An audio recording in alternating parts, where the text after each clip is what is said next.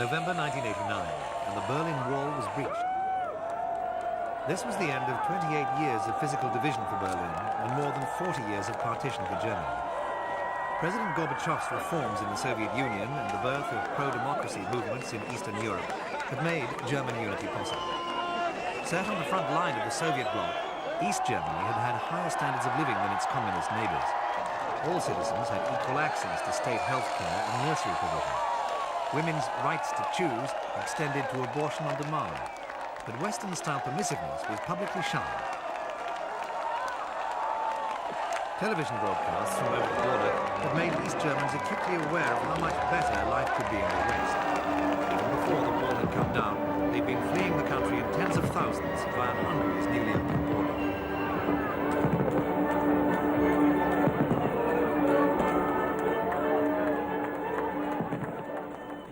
The end of 1989 brought freedom of movement and hopes of wealth to 10 million East Germans. But after sharing the joy, East and West are now sharing the problems, and some of them are daunting. A decade after the recognition of the disease, recorded figures put the number of those infected with the AIDS virus, HIV, at 17,000 in West Germany alone.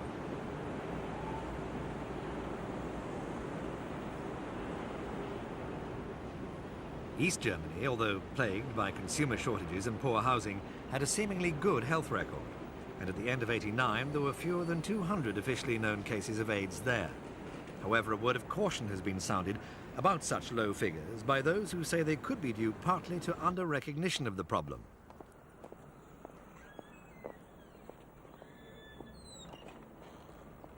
AIDS was once seen as a problem confronting male homosexuals and users of injecting drugs. But now, in Germany and other industrialized countries, heterosexual transmission of the HIV is increasing, affecting men, women, and children. Most formerly West German towns have centers which provide assistance for those who are, or fear they are, infected with AIDS.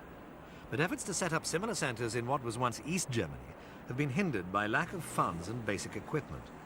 Until recently, women were often in the shadow of the numerically larger epidemic among men. Many AIDS service organizations were oriented towards males or drug abusers. Not enough attention was paid to the special needs of women. However, a new movement to assist women is beginning to take momentum. Coordinator of the Deutsche-AIDS Hilfe, Hans Hengelein. The situation, of course, is that the women are much more isolated. Because if you look, for example, on gay men who are HIV positive, they had already their kind of network, they had their kind of subculture before, which was quite functioning. And if you're looking, and a lot of AIDS service organizations in Germany were founded by gay men when it came up as a problem in 1983 and up to 1985.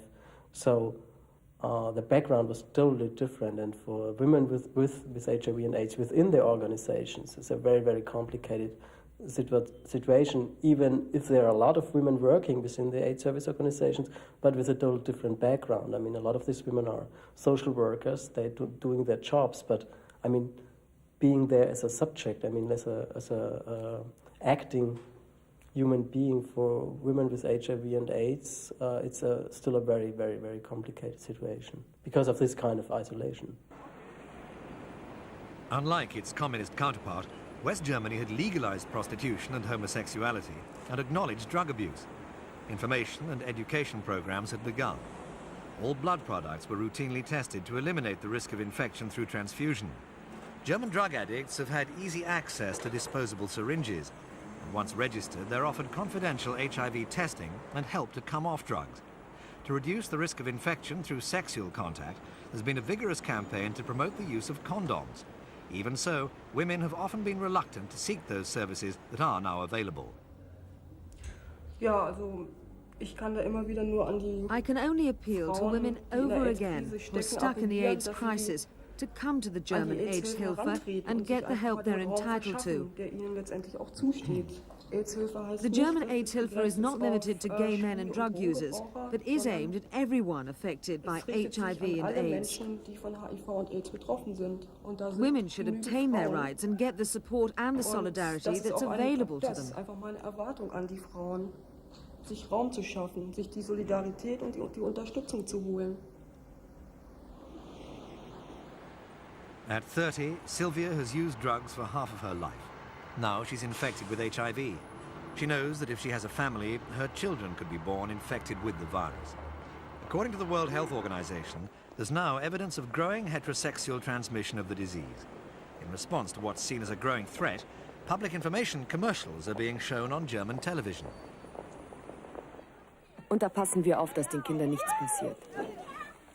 Ich finde schön, dass die zwei zusammen spielen. Gib AIDS keine Chance. Ganz klar. The commercials set out to dispel some of the myths about HIV infection.